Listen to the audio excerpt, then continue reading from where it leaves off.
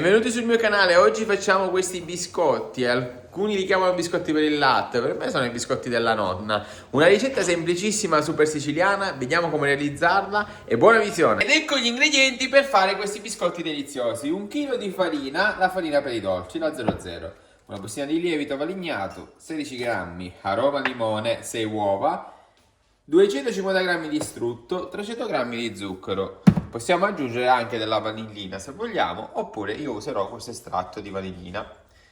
E siamo pronti per realizzare questa ricetta. Così mettiamo in un contenitore la farina e lo zucchero, quello semplicissimo, zucchero semolato. Adesso man mano mettiamo gli ingredienti e avremo modo di realizzare questa ricetta in un modo davvero semplicissimo. Allora, il primo passaggio l'abbiamo fatto, adesso mettiamo lo strutto. E molti di voi sicuramente mi chiederanno ora se possono sostituire lo strutto con altri tipi di, diciamo, grassi. Allora si potrebbe fare anche con il burro, anche con l'olio, però lo strutto è sempre lo strutto, soprattutto perché dopo, quando saranno freddi, per diversi giorni saranno belli croccanti, friabili, quindi in assoluto bisogna mettere lo strutto per questa ricetta tipica siciliana. Poi con lo strutto in Sicilia c'è una grandissima storia, perché sapete, anche gli stessi cannoli si mettono a friggere nello strutto e si impastano con lo strutto. Così apriamo le nostre uova. Io ne userò 6, sono medio piccole. Alcuni magari mi hanno scritto dicendo ma ne potevo usare soltanto anche 4, e può essere anche un'idea. Fate un po' voi, eventualmente potreste aggiungere qualche cucchiaio di latte. Così un pizzico di sale, importantissimo anche nei dolci, e possiamo mescolare bene tutto. In questo momento qua mettiamo l'aroma. Io aggiungo l'aroma limone e l'aroma vaniglia che già vi avevo fatto vedere prima negli ingredienti. Così mescoliamo bene e praticamente tutti gli ingredienti sono adesso insieme. Mi è caduto il contenitore. Il bello della diretta, ma vabbè, non fa niente, insomma, cerco di stare attento, ma capita anche. Mettiamo il lievito per dolci, un'intera bustina per 1 chilo di farina, quindi va benissimo, e adesso iniziamo a mescolare bene. Quando realizzate questo impasto, all'inizio vi sembrerà che è un po' così sfarina, ecco, che non prende subito corposità, ma state tranquilli perché è un elemento proprio dell'impasto stesso. Se usate una planetaria o un'impastatrice, ovviamente piano piano vedrete che inizierà a prendere forma, proprio perché un attimino lo strutto si deve riscaldare e unire i vari componenti. Quindi non mettete in questa fase nessun tipo di altro liquido, altrimenti poi l'impasto sarà troppo morbido. Quindi abbiamo capovolto la nostra ciotola dove abbiamo iniziato questo impasto e possiamo adesso impastare. Immaginate che a questo punto ci vorranno da 5 a 6 minuti per permettere a tutto l'impasto di essere unito e di essere poi anche omogeneo. Questa ricetta è una ricetta semplice, molto rustica, quindi state molto tranquilli, dovete mettere solo un po' di forza per unire questi ingredienti. Il punto forte di questa ricetta sono gli ingredienti semplici, ingredienti genuini, ingredienti locali, quindi è tutto molto semplice da realizzare. Cosa servirà per realizzare anche questi biscotti? In realtà alcuni mi avete chiesto anche se era il caso di poterli fare poi con il sac a poche oppure con la macchina sparabiscotti. Assolutamente no.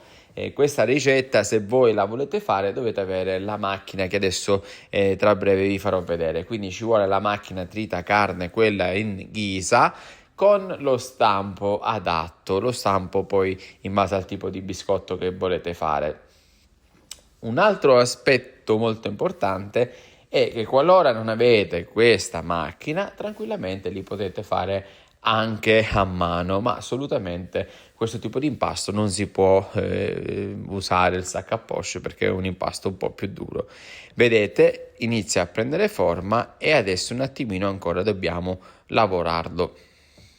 Per chi non mi conosce, trovate Andros in tutti i social, trovate pure i vari reel, insomma i video quelli più brevi, ma siamo qui anche con i video tradizionali. Tutto il progetto è nato qui su YouTube e grazie a tutti voi quasi 60.000 iscritti al canale, non so proprio mai come ringraziarvi, e spero che possa aiutarvi almeno a cucinare, a fare delle ricette casalinghe per lo più siciliane, delle ricette sicure che un attimino io provo, sempre cerco di impegnarmi al massimo per potervi dare delle idee nuove, delle idee anche tradizionali e soprattutto delle ricette sicure alla portata di tutti, sempre avendo un occhio nella semplicità di realizzare ricette diciamo per tutti, non soltanto per professionisti o per chi ha tanti attrezzi in cucina.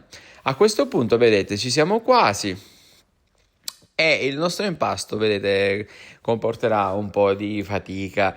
Se vi sembra un po' troppo, eventualmente potreste anche fare metà dose o eventualmente potete impastarlo in 2 volte.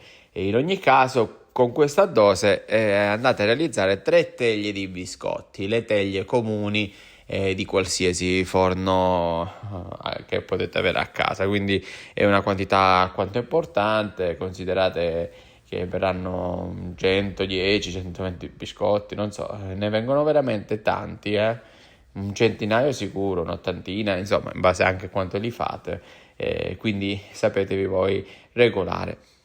Ci siamo quasi, facciamo ormai prendere gli ultimi, ecco, le ultime parti di questo impasto e a un certo punto dovete anche capire quando è il momento di fermarvi, vedete, casomai fate qualche pausa e man mano il nostro impasto prenderà la composizione che desideriamo.